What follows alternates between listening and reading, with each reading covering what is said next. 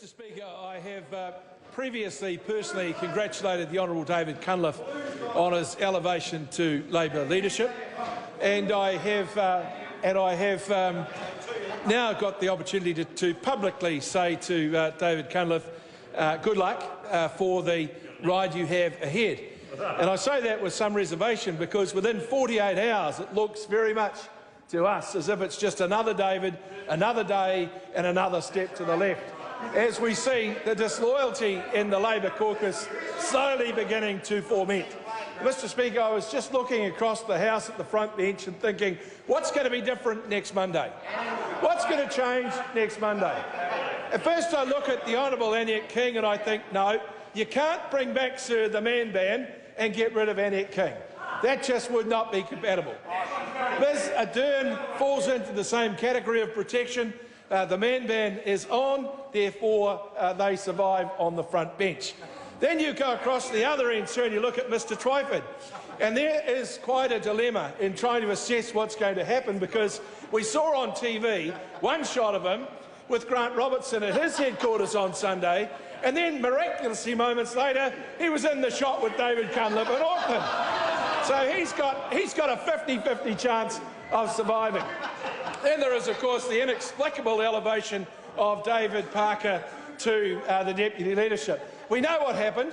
There was a call for nominations for deputy leader, and there was a deathly silence. And then David looked up from inside his papers and said, well, what about me? And that was it. Declared and the job given to him. And then there is Grant Robertson. Well, he's like Shane Jones. They both performed very well. They went around for 3 weeks saying what great buddies they all were, how much they appreciated each other, how much they admired each other, how much they wanted to work with each other. So he has to stay, and so does Shane. Mind you, I'll say this about Shane. I think if he just holds his water, all is going to be his before too long. I think the way he connected with the public was quite extraordinary, quite worrying, in fact, for someone on this side of the House. He's a man of extraordinary talents when it comes to communicating with ordinary New Zealanders. And I think within time, quite clearly, many of his colleagues, many of the 28 colleagues who didn't vote for him are going to come back to him. That leaves just one possibility as a dead cert to be dropped off the front bench, and that is my Canterbury colleague, the Honourable Clayton Cosgrove. Mr Speaker, this comes as a deeply disturbing thing for me, because Clayton Cosgrove has spoken in the House 21 times since the beginning of 2012. Not a bad sort of record for substantial speeches in the House. Mr Speaker, in every one of those speeches, he's mentioned my name multiple times. Mr Speaker, it is almost a fixation that the poor man has. In the Empress Supply debate, he mentioned my name 6 times. In the Environment Canterbury bill, 5 times. There are many 3s, there are many 4s, there are many 5s. I got 6 times in the schools debate for Canterbury. But somewhat inexplicably, Mr Speaker, he mentioned me 5 times in the State-Owned Energies Company delay of sale of Mighty River private members bill. 5 times. But then, when it came to the mixed ownership model bill in committee, I got 9 mentions. 9 mentions! These are 5-minute speeches and I took out most of them. Mr Speaker, in the address and reply debate this year, he outdid himself. The address and reply debate, he outdid himself. A 10-minute speech, and I got 11 mentions. That's 1 a minute. It's quite clear that the man thinks of nothing else but... So, Mr Speaker, clearly a man who does not have his eye on his policy portfolio issues and has a certain fixation with me, which is worrying because the Deputy Leader once had one of those as well. Mr Speaker, this is a party going to the electorate promising to raise taxes for New Zealanders, promising all sorts of regulation of food price, for example, regulation of taxi price, increasing tax rates on anything other than personal income tax. And then there is this extraordinary thing where they say they're going to extend Part 6A of the Vulnerable Workers Bill. Mr Speaker, I want to know if Mr Cunliffe is going to extend Part 6A to his own caucus.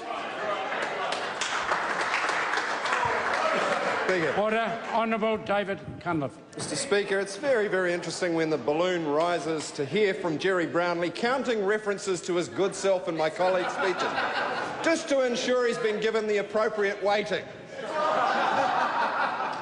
Mr. Speaker, where is the National Front bench? He may be big, but he's not that big, Mr. Speaker. Oh. Point of order. Honourable Gerry Brownlee. Mr. Speaker, you know, sir, it's not appropriate to mention members' absences from the House. But it should come as no surprise that when that member's on his speech, no one's here. Order. Order. The last part didn't help the Minister himself. The member full well knows that it's not appropriate, but I'm not saying that he did. He knows the rules and the elections. Thank you, Mr. Speaker. It is wonderful I to apologise to the member. We have a point of order from the Right Honourable Winston Peters. The fact of the matter is, Mr. Cunliffe did not offend the rules of this House. Order. But Order. The member resume his seat.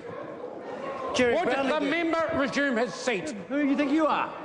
That's exactly what I said in when I responded to the point of order. The member was quite within his rights the way he referred to where is the front bench. The member should listen before he rises to his feet. Now, would the Honourable David Cunliffe please start his speech again? Oh, thank you. Thank you, Mr. Speaker. Well, look, Labor's off and running, and we've declared the election campaign has started now, and the National Party's rising to the occasion.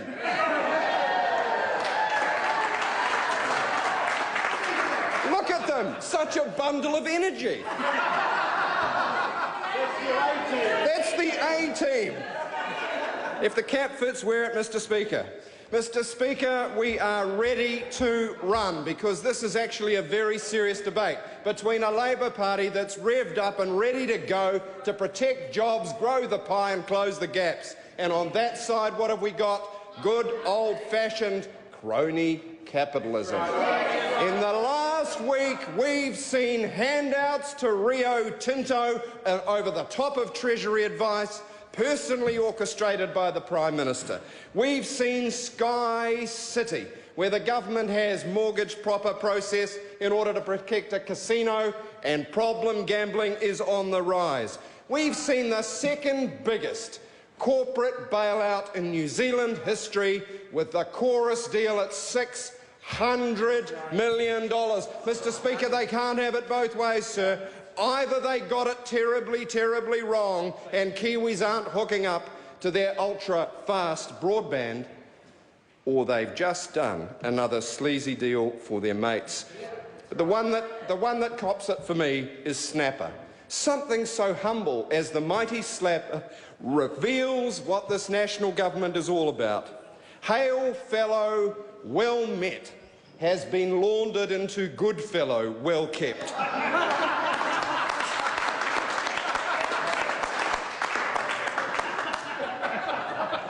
Because this is not a government focused on building a strong economy that works for Kiwi families. This is a government focused on feathering the nests of its own big business backers. Shame.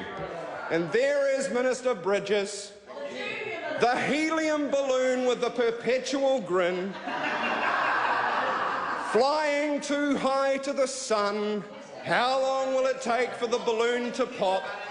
Mr. Speaker, he's never seen a province he couldn't drill. Well, we're going to take the smile off his face. And what about the smiling faces behind and beside him, Mr. Speaker? You know, I think they must be reflecting on the government's economic credibility. That's why they're so happy. They're reflecting on the fact that in 4 years they've never run a surplus. How many? Zero. How many deficits under Labor? None. 9 straight budget surpluses, national 4 straight deficits. Here's another fact they don't like to admit. In the last 30 years under Labor governments, economic growth and job growth has been higher under Labor than under National. Labor is the party to manage the economy. Mr. Speaker, around and beside me with much more yet to be announced. There's more good news, but let me draw attention to the Honourable Shane Jones. He has better business networks than the entire National Front bench. The proudly pointy-headed David Parker. Thank you. Thank you. Who knows more numbers than Bill English has had hot lunches, right? And Grant Robertson at the front of the scrum, handing it out to these guys with Clayton Cosgrove, Annette King and Jacinda Ardern in support. No wonder they're looking forward to the fight. No wonder they're all here, brimming with enthusiasm. This is a government that looks like a third-term government in its second term. And this is a government on its way out. And we are a government on the way in, which is why from next week there will be a shadow cabinet and soon a new cabinet. Thank you, Mr. Speaker.